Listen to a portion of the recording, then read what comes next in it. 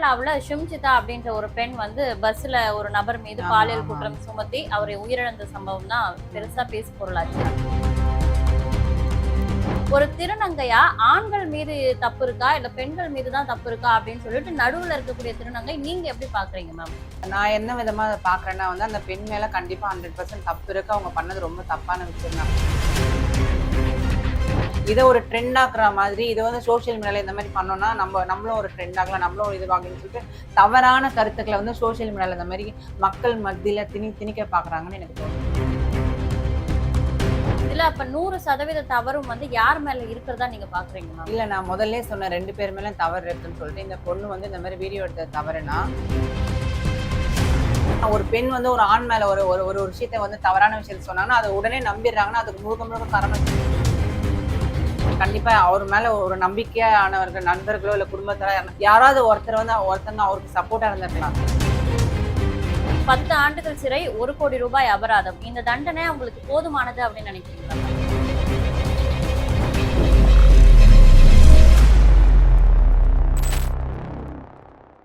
இந்த விளம்பரத்தை நீங்கள் பார்ப்பதே கஷ்டங்களை தீர்க்க கடவுள் காட்டும் நல்வழிதான். தடைபடும் திருமணம், கணவன் மனைவி பிரச்சனை, வேலையின்மை, தொழிலில் நஷ்டம், அரசியல் வளர்ச்சி, ராசிக்கல் பரிந்துரை, நியூமராலஜி, வாசதோஷ பரிகாரங்களும், மாங்கல்ய தோஷம், மருத்துவ பிரச்சனைகள் என எல்லா சிக்கலுக்கும் தீர்வு உண்டு. கேரள பாரம்பரிய சோழி பிரசனத்தில் உங்கள் பிரச்சனைகளை கண்டறிந்து எளிய பரிகாரங்கள் மூலம் சிறந்த தீர்வு அளித்திட ஜோதிடர் ஸ்ரீ குருவாயூர் வி சுகுமாரனை அணுகுங்கள். நீங்கள் உலகின் எந்த மூலையில் இருந்தாலும் கவலை வேண்டாம். ஆன்லைன் மூலமாக ஜோதிடரை சந்திக்க திரையில் தெரியும் எண்ணை தொடர்பு கொண்டாலே போதும். திறன்பேசி நேயர்களுக்கு வணக்கம். நான் உங்கள் பவித்ரா சிவகுமார். இன்றைக்கு நம்ம கூட நடிகை திருநங்கை சிந்து அவர்கள் இணைஞ்சிருக்காங்க. வணக்கம் மேம். வணக்கம். இப்போ தற்சமயம் ஒரு நியூஸ் வந்து வைரலா போயிட்டு இருந்தது. என்னன்னா கேரளாவுல ஷிம்ஜிதா அப்படின்ற ஒரு பெண் வந்து பஸ்ல ஒரு நபர் மீது பாலியல் குற்றம் சுமத்தி அவரை உயிரிழந்த சம்பவம் தான் பெருசா பேசு பொருளாச்சு.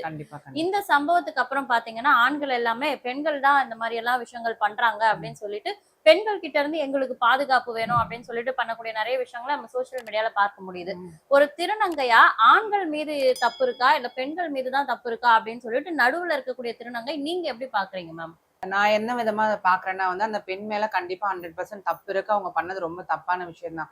அதுக்குன்னு ஒரு சில பெண்கள் இந்த மாரி சோசியல் மீடியால நம்ம கொஞ்சம் ஃபேம் நமக்கு கிடைக்கணும், நம்மளுக்கு நெறைய ஃபாலோவர்ஸ் வரணும்னு சொல்லி இந்த மாரிலாம் ஒரு சில விஷயம் பண்றத வச்சு, ஒட்டுமொத்த பெண்கள் கிட்ட இருந்தும் எங்களுக்கு பாதுகாப்பு வேணும், பெண்கள்னாலே இப்படிதான் அப்படின்னு சொல்லி ஆண்கள் நெறைய பேர் இப்ப இந்த ரீல்ஸ்லாம் போடுறதும், ஒரு அட்டை ஏதோ நடுவுல வச்சுட்டு போய் உட்கார்றதும் அந்த மாரி பண்றாங்க. இதே பெண்கள் இப்ப பண்ண விஷயம் இது ஒரு விஷயம் வந்திருக்கு வச்சுக்கோங்க. ஆண்கள் தினம் தினம் வந்துட்டு இருக்கு. பத்திரிகையிலும் சரி, டிவிலயும் சரி எவ்வளவோ பிரச்சனைகள் வந்துட்டு இருக்கு. செயின் நடக்குறாங்க, பலாத்காரம் பண்ணாங்க, காத ஒரு பொண்ணு மேல ஆசிட் அடிச்சாங்க அப்படின்னு சொல்லி டெய்லி பிரச்சனை இருக்கு. அப்போ இதுக்கு பொண்ணுங்க ஆக்ஷன் எடுக்கணும்னா என்ன பண்ணும்? அயன்மேன் மாதிரி ஃபுல்லா அந்த இதுதான் போட்டுட்டு போனோமா? இவங்க ஒரு சின்ன ஒரு வீடியோ எடுத்ததுக்கே அட்டை வச்சு இதை வச்சு என்னென்னவோ பண்ணி பார்த்துட்டு இருக்காங்க. அப்ப பொண்ணுங்க வெளியிலே போக முடியாது. அப்ப ஆண்களை பத்தி, ஆண்கள் பண்ண விஷயத்தெல்லாம் பத்தி பேசும்போது அவங்க ஒட்டுமொத்த இப்போ பெண்கள் ஒரு சில ஆண்கள் பண்ற தவறுக்காக ஒட்டுமொத்த ஆண்கள்லயும் தவறானவங்க, ஆண்கள்னால எப்படின்னு சொல்லி பேசுதில்லை. ஆனா ஒரே ஒரு பொண்ணு தப்பு பண்ணதுக்கு ஒட்டுமொத்த பெண்களையும் பொண்ணுங்கனாலும் இப்படிதான், எந்த பஸ்ல ஏறினாலும் இப்படிதான் இருக்கணும், இப்படிதான் உட்காரணும்னு சொல்லி இதை ஒரு ட்ரெண்ட் ஆக்குற மாதிரி, இதை சோசியல் மீடியால இந்த மாதிரி பண்ணோம்னா நம்மளும் ஒரு ட்ரெண்ட் ஆகலாம், நம்மளும் ஒரு இதுவாகலாம்னு சொல்லிட்டு தவறான கருத்துக்களை சோசியல் மீடியால இந்த மாதிரி மக்கள் மத்தியில திணிக்க பாக்குறாங்கன்னு எனக்கு தோணுது. இல்ல ஒட்டுமொத்த பெண்கள் அப்படின்றத தாண்டி இப்ப இருக்கக்கூடிய ஜெனரேஷன் பெண்கள் தான் அந்த மாதிரி பண்றாங்க. இவங்களுக்கு அதிகமா இந்த ரீல்ஸ் மோகம் அதிகரிச்சிருப்பதன் காரணமா இது போன்ற செயல்கள்ல ஈடுபடுறது ஆண்களுக்கு ஒரு பயத்தை உருவாக்கி இருக்கு அப்படின்னு சொல்றாங்களே மேம். இல்ல இப்ப இருக்கிற பெண்கள் அப்படி மாதிரி பண்றாங்கன்னு சொல்றாங்க. இப்ப இருக்கிற பெண்கள் சேம் இந்த சோசியல் மீடியாஸ்ல எல்லா அக்கௌண்ட் எல்லாம் வச்சுட்டு எல்லாம் யூஸ் பண்ற பெண்கள் ஆகட்டும். ஆனா இருந்தாலும் அவங்க அதை ஒரு பொழுதுபோக்கா மட்டும்தான் பாக்குறாங்க. ஒரு சில பெண்கள் தான் அதுல மூழ்கி போயிட்டு இதுல நமக்கு ஃபேமஸ் வரணும், இந்த மாதிரி நம்ம ஆகலாம், நம்ம அந்த மாதிரி ஆகலாம். ஒரு சில பெண்கள் தான் அந்த மாதிரி தவறான பாதையில அவங்களுக்கு அதுக்கு உண்டான புரிதல் இல்லாம அவங்க அந்த தவறான பாதையில போய் இந்த மாதிரி வீடியோ எடுக்கிறதும், அந்த மாதிரி வீடியோ போடுறதும், இல்ல நம்ம கொஞ்சம் கிளாமரா நம்ம வீடியோ போட்டோம்னா நம்ம இன்னும் கொஞ்சம் நல்லா ஃபேம் ஆகும் அப்படின்னு ஒரு சில பெண்கள் தான் அந்த மாதிரி தவறு பண்றாங்களே. இப்ப இருக்கிற ஜென்ரேஷன்ல இருக்கிற பெண்கள் தான் ரொம்ப தெளிவா இருக்காங்க. ஏன்னா வந்து அவங்க வந்து அதுக்கு முன்னாடி இருக்க ஜென்ரேஷன்ல பெண்கள் வந்து எவ்வளவு கஷ்டப்பட்டு வந்திருக்காங்க, என்னென்ன ஸ்ட்ரகிள்ஸ் பண்ணிருக்காங்கன்றதெல்லாம் நிறைய இப்ப இருக்கிற ஜென்ரேஷன் பொண்ணுங்களுக்கு தெளிவாவே தெரியுது. அதனால இப்ப இருக்கிற ஜென்ரேஷன் பெண்கள்லாம் வந்து கல்யாணம் பண்ணிக்கவே நிறைய பேர் யோசிக்கிறாங்க. நிறைய பேர் இன்டர்வியூஸ்ல பாத்திருப்பீங்க, நெக்ஸ்ட் லைஃப்ல வந்து நெக்ஸ்ட் என்ன பண்ண போறீங்க, இப்போ வேலைக்கு போயிட்டீங்க, கார் வாங்கிட்டீங்க, அடுத்த வீடு, அடுத்து கல்யாணம் வாங்கினா, இல்ல நான் கல்யாணத்தை பத்தி யோசிக்கணும், இல்ல நான் இப்படியே வாழ்ந்துடலாம் அப்படின்ற அளவுக்கு மெச்சூரிட்டி லெவல் வந்து இப்ப இருக்கிற ஜென்ரேஷன் பெண்களுக்கு வந்து அதிகமாவே இருக்கு. அது ஆண்களாகட்டும் பெண்களாகட்டும் நல்லாவே யோசிக்க ஆரம்பிச்சிட்டாங்க. அதனால இப்ப இருக்கிற ஜென்ரேஷன் இருக்கிற பெண்கள் தான் வந்து இந்த மாதிரி எல்லாம் பண்றாங்கன்றது வந்து அது முற்றிலும் தவறான விஷயம் என்னை பொறுத்த வரைக்கும். இதுல அப்ப 100% தவறும் வந்து யார் மேல இருக்கிறதா நீங்க பாக்குறீங்க மேம்? இல்ல, நான் முதல்ல சொன்ன 2 பேர் மேல தவறு இருக்குன்னு சொல்லிட்டு, இந்த பொண்ணு வந்து இந்த மாதிரி வீடியோ எடுத்த தவறுனா, அந்த ஆண் வந்து ஒரு ஒரு குடும்பத்தையே வந்து தாங்கி நிக்கிறது வந்து ஆண் தான். அது எல்லாரும் ஒத்துக்க வேண்டிய விஷயம் தான். ஒரு வலிமையானவன், பெண்களோட வலிமையானவன் வந்து ஆண் தான். அப்படி இருக்கும்போது இது ஒரு சாதாரண விஷயம். அவங்க நம்மள தப்பா இந்த மாதிரி ஒரு விஷயத்த பண்ணிட்டாங்கன்னு சொல்லும்போது அதை எதிர்த்து அவர் போராடி இருக்கணும், அவங்க மேல அவர் கம்ப்ளைண்ட் கொடுத்துக்கணும், அதை வந்து துணிச்சலா வந்து வெளியில பேசிருக்கணும்.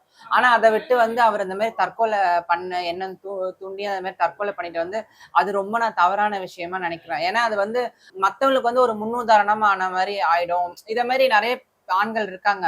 இதுக்கப்புறம் வர ஆண்கள் யாராவது இந்த மாதிரி பெண்களால பாதிக்கப்பட்டா கூட அவங்களுக்கும் இந்த மாதிரி ஒரு தாட் வந்துடக்கூடாதுல்ல. அதை எதிர்த்து ஒரு போராடி, இல்ல அவங்க மேல வழக்கு தொடர்ந்தோ, இல்ல அவங்க மேல ஒரு கம்ப்ளைண்ட் கொடுத்தோ அதை ஃபேஸ் பண்ணிருக்கலாம். இப்போ இந்த சமூகம், நம்ம இருக்கக்கூடிய சமூகம் பார்த்தோம்னா, பெண்களுக்கு ஒரு பிரச்சனை அப்படின்னு வரும்பொழுது எந்த அளவுக்கு அதுல ஆர்வம் காட்டி அவங்களுக்கு நியாயம் கிடைக்கணும்னு பேசுறாங்களோ, அதே ஆர்வத்தை ஒரு ஆண் பாதிக்கப்படும் போது காட்டுறாங்களா அப்படின்னா அது கேள்விக்குறிதான். இந்த பிரச்சனையிலே வந்து அந்த ஆண் வந்து உயிரிழக்காமல் இருந்திருந்தா இத இவ்வளவு பெருசா பேசியிருப்பாங்களா, இல்ல ஷிம்ஜிதாவை எதிர்த்து யாராவது பேசியிருப்பாங்களான்னு கேட்டா அதுவும் கேள்விக்குறிதான். எதனாலன்னா முழுக்க முழுக்க வந்து ஒரு ஒரு 70% வந்து இப்ப நடக்கிற தவறுகள்லாம் பெண்கள் மேல இது பண்ற வன்முறைகள் எல்லாமே வந்து யாரால நடக்குது, ஆண்களால் நடக்குது. அப்ப இத்தனை சதவீதம் ஆண்கள் வந்து இவ்வளவு விஷயங்களை பண்ணும் போது ஒரு சின்ன விஷயம் அது உண்மை பொய்ன்றத அடுத்த கட்டத்துக்கு போகாம ஒரு பெண் வந்து ஒரு ஆண் மேல ஒரு ஒரு விஷயத்த வந்து தவறான விஷயத்த சொன்னாங்கன்னா அதை உடனே நம்பிடுறாங்கன்னா அதுக்கு முழுக்க முழுக்க காரணம் இதுதான். ஏன்னா நிறைய ஆண்கள் வந்து இப்ப இருக்கிற ஆண்கள் வந்து ஒரு 70% ஆண்கள் வந்து ஒரு 30% ஆண்கள் வந்து ஒரு நல்லவங்களா இருக்காங்கன்னா 70% ஆண்களால தான் பெண்களுக்கு நிறைய வன்முறைகள் ஆகட்டும், நிறைய விஷயங்கள் நடக்கிறது வந்து ஆண்களால தான் நடக்குது.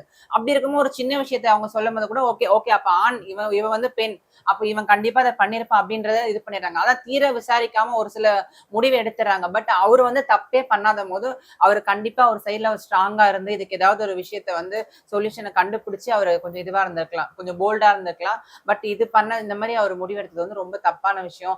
அது அவங்க ஃபேமிலியில எவ்வளவு பேர் அஃபெக்ட் பண்ணி எவ்வளவு பாதிப்பை ஏற்படுத்தும் அப்படின்றத நினைக்கும் போது ரொம்ப வருத்தமா இருக்கு. பெண்களுக்கு வந்து நிறைய பேர் ஆதரவா பேசுறாங்க, ஆண்களுக்கு எப்பவுமே வந்து அவங்க தப்பே பண்ணலாம் கூட அவங்களுக்கு எதிராக தான் இருக்காங்கன்னு சொல்றீங்க.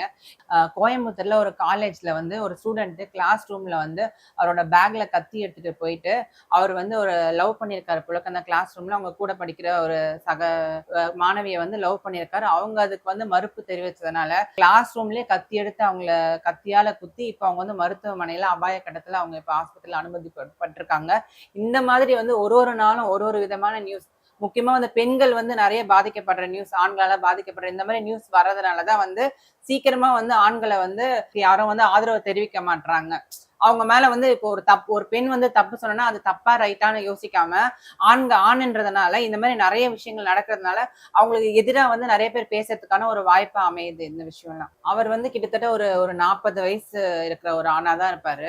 அவரும் பஸ்ல தான் டிராவல் பண்ண. அப்ப பஸ்ல போற ஒரு ஆண்னா வந்து அவர் என்ன மாதிரி ஒரு ஒரு வண்டி கூட, டூ வீலர் கூட இல்லை, அப்படி இல்லைன்னா அவர் வந்து ரொம்ப ஒரு கஷ்டப்படுற ஒரு நிலைமையில இருந்தா மேல வந்திருப்பாரு, கொஞ்சம் கொஞ்சமா வந்துட்டு இருப்பாரு. அந்த மாதிரி ஒருத்தரா தான் எனக்கு என் கண்ணுக்கு தெரியுது. அப்படி இருக்கவரு 40 வருஷத்துல அவர் என்னென்ன ஸ்ட்ரகிள்ஸ் கடந்து வந்திருப்பாரு, எவ்வளவு கஷ்டத்தை கடந்து எவ்வளவு விஷயத்த கடந்துதான் வந்திருப்பாரு, இந்த வயசு வரைக்கும் வந்திருப்பாரு. அப்படி இருக்கும்போது இது ஒரு சாதாரண விஷயம், அதுவும் ஒரு தப்பே பண்ணாத அவர் வந்து இது ஈஸியா கடந்து போயிருக்கலாம், இல்ல இதுக்கு பதில் சொல்லிருக்கலாம், இல்ல அவங்க மேல வழக்கு தொடர்ந்திருக்கலாம்.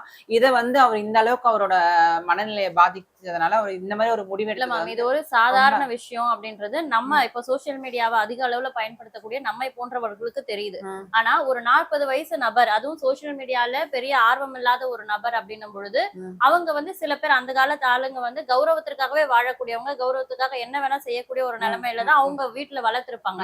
அவர்களுக்கு இது போன்ற அசிங்கங்களை ஏற்றுக்கொள்ளக்கூடிய மனப்பக்குவம் கிடையாது. இப்ப ஷிம்ஜிதா அவர்கள் ஜெயிலுக்கு போறாங்க அப்படின்னா ஒரு 10 ஆண்டுகள் சிறை தண்டனை கழித்தும் அவங்க இந்த சமூகத்துல ரொம்ப தைரியமா நெஞ்ச நிமித்தி வாழக்கூடிய ஒரு மனப்பக்குவத்தோட வளர்க்கப்பட்டிருக்கலாம்.